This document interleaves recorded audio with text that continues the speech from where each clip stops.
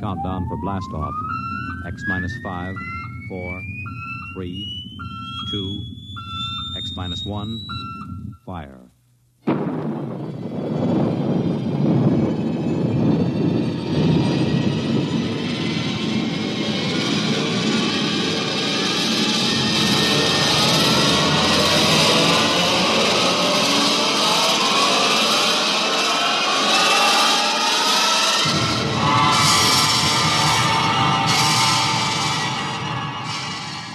From the far horizons of the unknown come transcribed tales of new dimensions in time and space. These are stories of the future, adventures in which you'll live in 1,000,000 could-be years on 1,000 maybe worlds. The National Broadcasting Company, in cooperation with Street and Smith, publishers of astounding science fiction, presents X minus 1.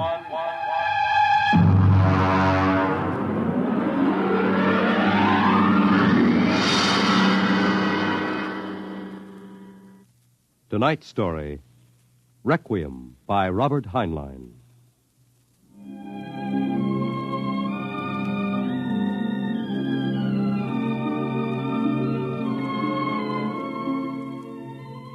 On a high hill in Samoa, there is a grave. Inscribed on the marker are these words: Under the wide and starry sky, dig my grave and let me lie. Gladly did I live and gladly die, and I lay me down with a will. This be the verse you grave for me. Here he lies where he longed to be. Home is the sailor, home from the sea, and the hunter, home from the hill. These lines appear another place, scrawled on a shipping tag from a compressed air container, and pinned to the ground with a knife. It wasn't much of a fair, as fairs go. The trotting races wouldn't be held till 8 o'clock at night. The flags and bunting drooped in the gray afternoon, and the pitchmen seemed discouraged. A large black limousine stood at the side of the road, 32 cylinders purring quietly. And over the dust and the clatter of the fair, a bullhorn blasted the highest pitch. Hurry, hurry, hurry, this way to the moon rocket, the moon rocket. See it fly, the actual type rocket used by the first man to see it fly. Chills, thrills, the romance of space. You can ride in it for only $25. Hurry, hurry, hurry. Hey, Charlie, have you got that feed tube patched? I welded it. Good for maybe an hour. What a crowd. They wouldn't risk a nickel to see the sun blow up. Oh, Captain, excuse me, Yeah? Captain. Oh, yes, sir. 50 cents to inspect the rocket. One? Could you take a passenger this trip? You mean you want to go up? $25. That's right. Yes, sir, right away. Charlie, take the pitch. Step this way, sir. Look out for the feed lines. Oh, yes, I see them. Hey, Doc, passenger for a checkup. Okay, Mac. Well, is this necessary? Regulations. Take off your coat, open your shirt, roll up your right sleeve. All right. How are things, Mac? Slow. We're not drawing as much as the cooch tent. It'll pick up tonight with the trotters. I'm ready, Doctor. All right, give me your arm. All right, breathe in. Breathe. Breathe. Sorry, Mac. No go, Doc? Cardiac condition I couldn't certify. I'm sorry. You mean you won't take me up? He's the doctor. Well, I rather expected it. Sorry. Between you and me, we could have used the 25. Excuse me, Captain. Yeah? Could you and your engineer have dinner with me after your flight? Dinner? At my home. My car's over there. That's your car? The limousine? That's right. You serious, Mac? You want Charlie and me for dinner? Of course. Okay. Okay. Don't see why not? Thanks.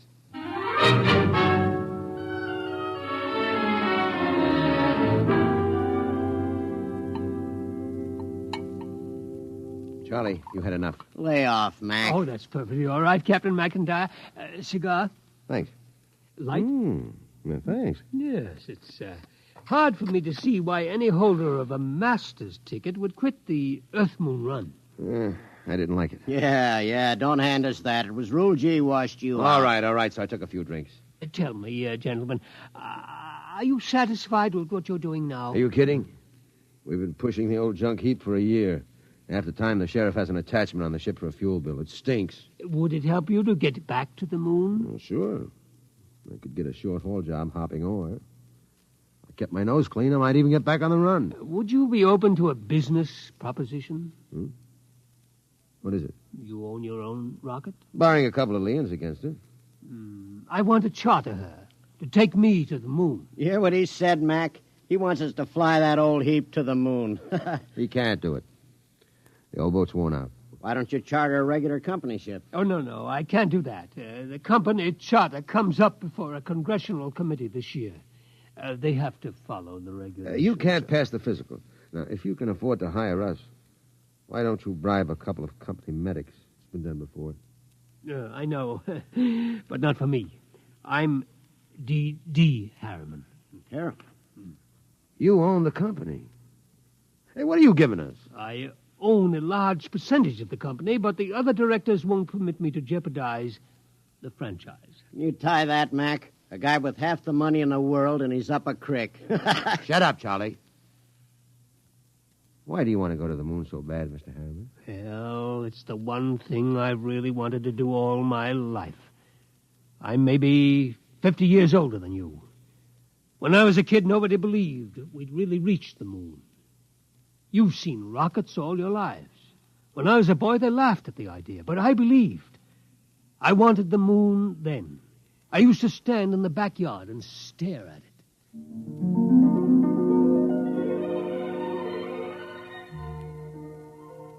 How far away is it, Mom? The moon? Far enough. Why don't people fly to the moon? They can't. Why not? They just can't. But not now, anyway. Someday I will. What? Fly to the moon. Sure. Now, come on, Del. Inside. Way past your bedtime.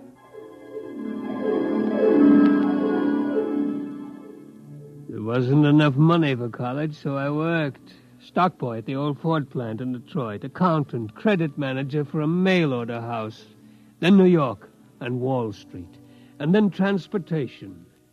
The monorail line between New York and Chicago. The Atlantic Pressure Tunnel. And then Harriman rockets. Del? Del, I want to talk to you. I'm working, Charlotte. You talk to me now, Del, or you may not get another chance. What is it? Fred Lott was in. You've sold out again. I run the business, Charlotte. Del, I'm fed up with it. Up to here. I married you because I love you. I still love you, but I'm fed up. Now, what is it, Charlotte? We're not young anymore. Fred tells me you've bought into a bankrupt engineering firm, sunk every nickel in it. Well, they own the Schwarzmiller fuel injector patents. I need them. How many times do we have to start over? I'm tired. I'm not asking for millions. Just a little life for the two of us. I didn't know about the divorce for a month. I lost the papers under a stack of blueprints and stock prospectus. That night I walked through the park, watching the full moon move across the sky. My old friend. I could recognize the wrinkles. Chrysium, Mare fecundatus, Mare twinkulatus, the lunar Apennines.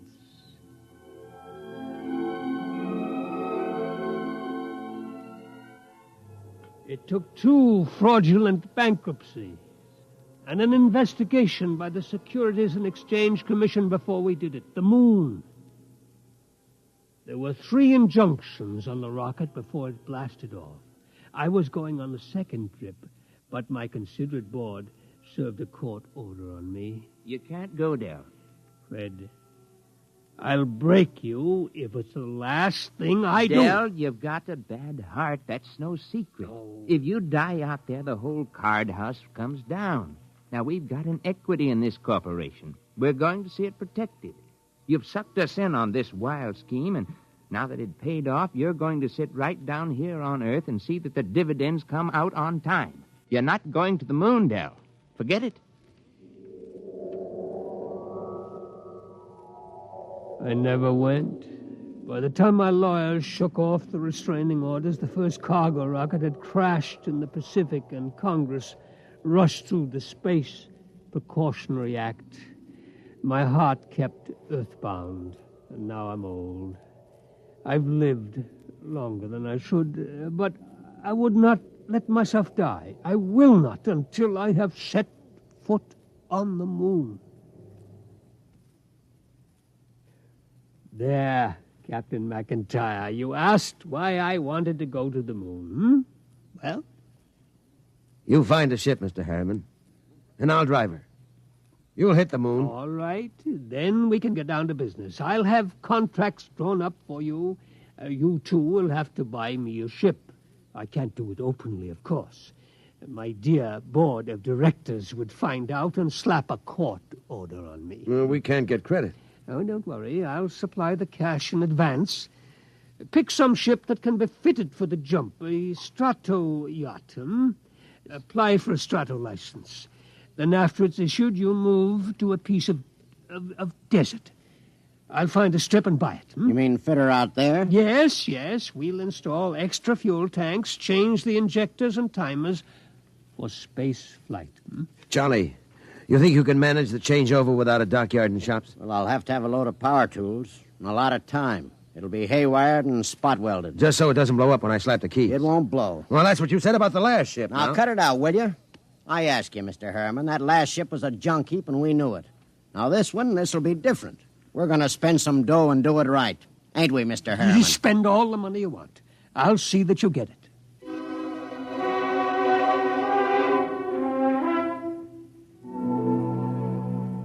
$132 shares of Apex Holding at 60% of par. Check. 52 preferred of Spaceways Fuel, 50% off par. Check. That's the list. Oh, Mr. Harriman, there's a process server outside. Yeah? What is it? I don't know, sir, but I think it's a subpoena. Oh, I was expecting that. Ashley, get Mr. Kamens on the phone. I think it's time for my lawyer.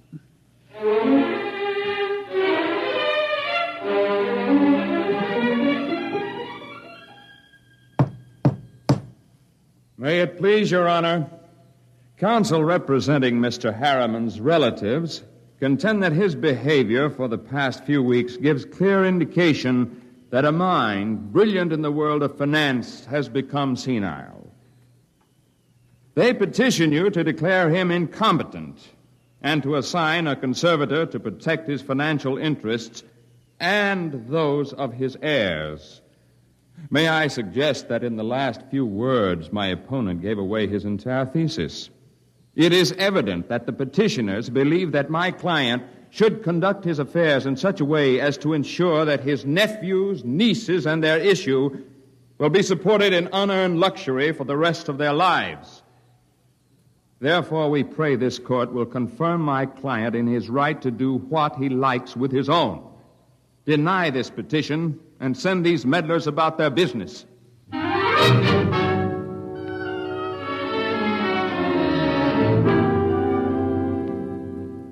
Well, Kamens, It could go either way. He might rule against me? He might. We'll know tomorrow.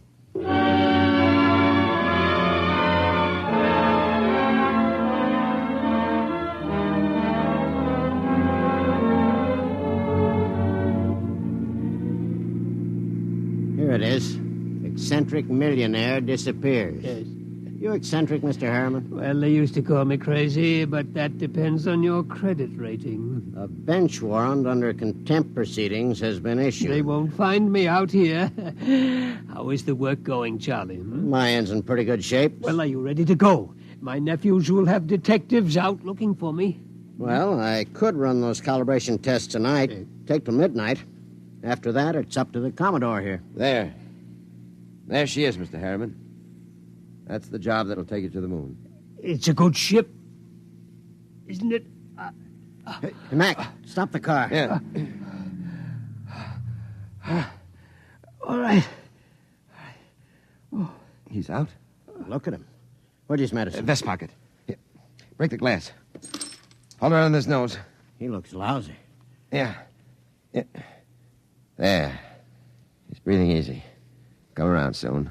Mac, we ain't gone through with this. Why not? It's murder. He'll never stand up under the initial acceleration. Maybe not, but that's what he wants to do. You heard him. I don't like it.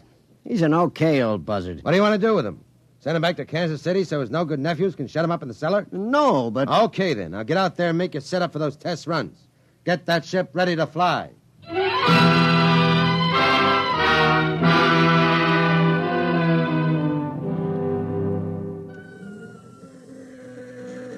Hey, you. Me? How many other people are there out in this desert? What can I do for you? You James McIntyre? Hey, Mac. What's the matter, Charlie? You McIntyre? Yeah. I'm the deputy federal marshal in this district. I got a warrant for your arrest. What charge? Conspiracy to violate the Space Precautionary Act. I suppose you're Charles Schwartz. I got one for you, too. Thanks. And a man named Harriman. Got a court order to put seals on your spaceship. We haven't got any spaceship. What's that, a kiddie car? Strato yacht. Yeah? Well, I'll put seals on it until a spaceship shows up. Where's Harriman? In the shed. What shed? Oh, my knuckle. That's the one I broke playing football. I'm always hurting that finger. We gotta hurry. Get Papa to the cabin and strap him into his hammock. Right. So long, deputy. Oh, my knuckle.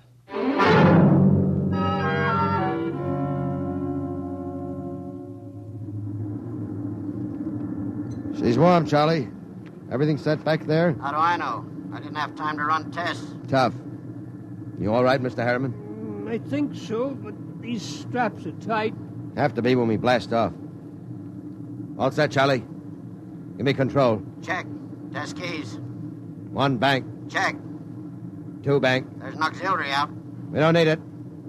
All right, boy, hang on. Let's go.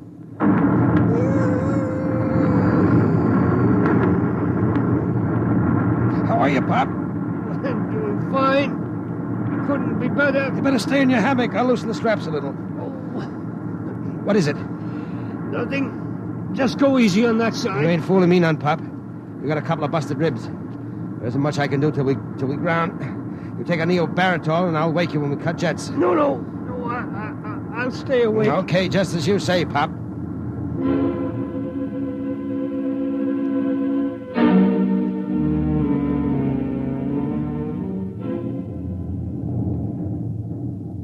She's on automatic, Charlie. How are the tubes holding up? Fine, tight as a drum. She handles nice. How's Pop? Alive. But he's in bad shape. How bad? Cracked a couple of ribs in the takeoff. I don't know what else. You think he'll last the trip? His heart was pounding like an off-time valve. Well, he'll last. He's tough. Tough. He's delicate as a canary. I don't mean that. He's tough down inside where it counts.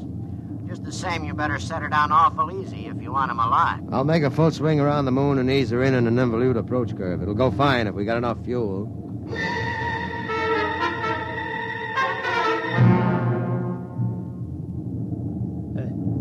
Somebody call me? Something wrong, Pop?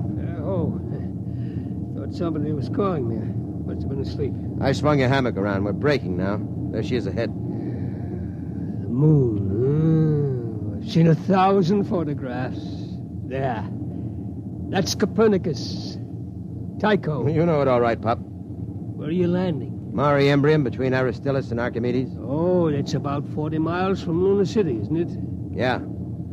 It won't be easy landing without ground approach radar, will it? I've done it before. Not without a second pilot to punch the satometer. You ought to have a mate's ticket, Pop. You know the whole routine. You must have really studied up. Yes, that's all I could do, study, until now. Oh, look at the moon. I feel as if I'm coming home. Yeah. Charlie. Yo. I'm taking her in. Cut in full power. Make it good, Mac.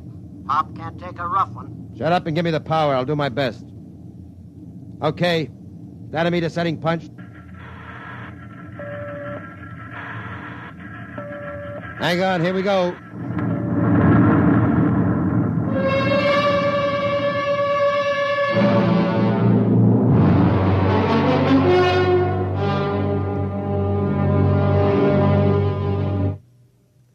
That was a lousy landing, Mac. Datometer drift.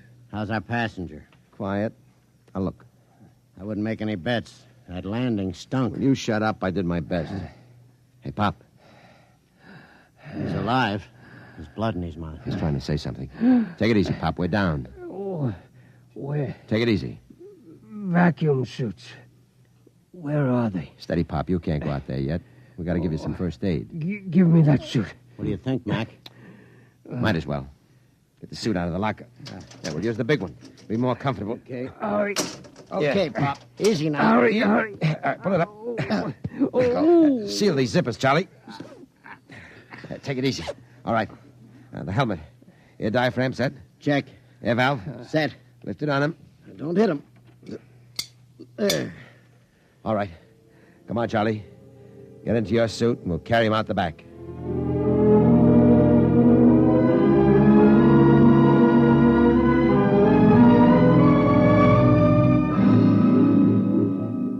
Easy. Easy with him.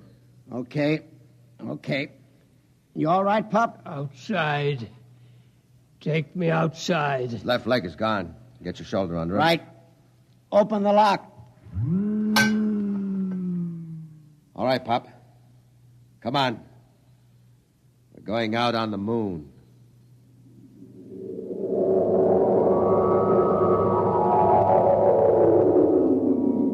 The moon. All right. I'm going to leave you out here to look around while we get ready for the hike to town. You all right? The moon. We have to break out air bottles and rig a stretcher. It's 40 miles into the dome.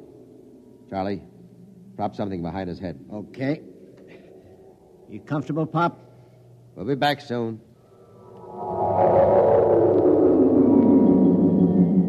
Moon. I can feel the pumice dust, and it doesn't hurt anymore. Why, there's the earth overhead, the earth in the sky, and green-blue. I'm on the moon. I'm on the moon. Del? Charlotte? I thought I heard somebody call my name. Yeah, I'm getting old. My mind wanders. Del? Charlotte. Del? That is you, isn't it? I made it, Charlotte. I'm on the moon. You didn't understand. You were afraid I wouldn't take care of myself. But I made it. I'm on the moon. I'm on the moon.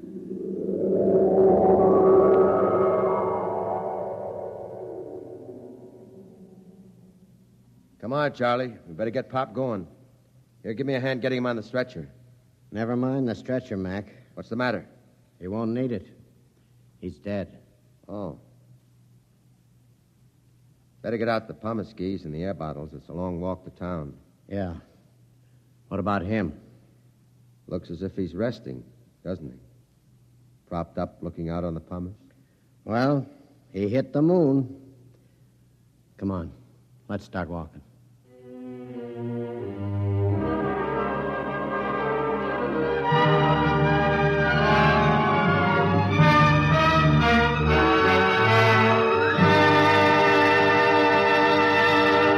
You have just heard X-1, presented by the National Broadcasting Company in cooperation with Street and Smith, publishers of astounding science fiction. Your announcer, Fred Collins. X-1 was an NBC Radio Network production.